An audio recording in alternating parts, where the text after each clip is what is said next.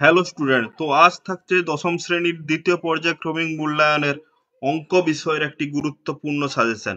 যে পার্টটি থেকে সবচেয়ে ভালো নাম্বার ক্যারি করা যায় সেই পার্টটি তোমরা জানো সবাই, উপপাদ্য পার্ট। তোমরা জানো যে উপপাদ্য ঠিকঠাক লিখলেই ফুল মার্ক ক্যারি করা যায়।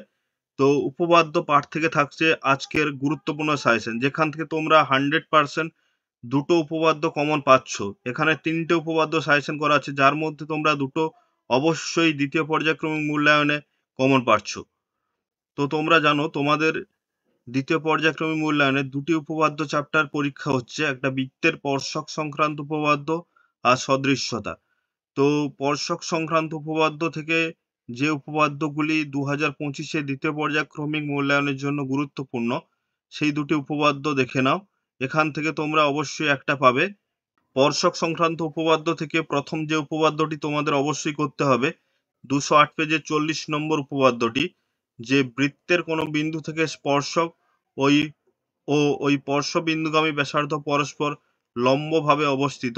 এটা 2025-এ দ্বিতীয় পর্যায়ক্রমিক মূল্যায়নের জন্য খুবই গুরুত্বপূর্ণ। এরপর দ্বিতীয় পর্যায়ক্রমিক মূল্যায়নের জন্য স্পর্শক সংক্রান্ত উপপাদ্য থেকে দ্বিতীয় যে উপপাদ্যটি করতে হবে, সেটি 211 পেজের 41 নম্বর উপপাদ্যটি। এই দুটোর মধ্যে তোমরা অবশ্যই কমন পাচ্ছ একটা, যে উপপাদ্যটি দেখো 41 নম্বর যে উপপাদ্যটি আছে, বৃত্তের বহিস্থ কোনো বিন্দু থেকে যে দুটি স্পর্শক অঙ্কন করা যায় তাদের স্পর্শবিন্দু দুটির সঙ্গে বহিস্থ বিন্দুর সংযোজক সরলরেখাংশ দুটির দৈর্ঘ্য সমান, আর তারা কেন্দ্রে সমান কোণ উৎপন্ন করেছে। এই 211 পেজের 41 নম্বর উপপাদ্যটি 2025-এ দ্বিতীয় পর্যায়ক্রমিক মূল্যায়নের জন্য খুবই গুরুত্বপূর্ণ। এই স্পর্শক সংক্রান্ত উপপাদ্যের দুটি থেকে একটা তোমরা অবশ্যই কমন পাচ্ছ।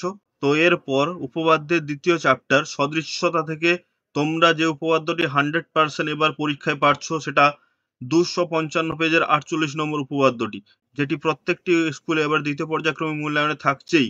তো 48 নম্বর উপপাদ্যটি দেখো, যে কোনো সমকোণী ত্রিভুজের সমকৌণিক বিন্দু থেকে অতিভুজের ওপর লম্ব অঙ্কন করলে ওই লম্বের উভয় পার্শ্বস্থিত ত্রিভুজদ্বয় সদৃশ্য এবং তারা প্রত্যেকে মূল ত্রিভুজের সঙ্গে সদৃশ্য। তো এই উপপাদ্যটি প্রত্যেকটি স্কুলে সেকেন্ড সামাটিভে তোমরা অবশ্যই কমন পাচ্ছ। তো দশম শ্রেণীর পরবর্তী অঙ্কের চ্যাপ্টারগুলির সাজেশন পাওয়ার জন্য চ্যানেলটি সাবস্ক্রাইব করে রাখো, বন্ধুদের সঙ্গে শেয়ার করে দিও। এরপর থাকছে পরবর্তী চ্যাপ্টারগুলির 100% সাজেশন। তো ছাত্রছাত্রীরা, আজকের এই পর্যন্ত, দেখা হচ্ছে পরের ভিডিওতে।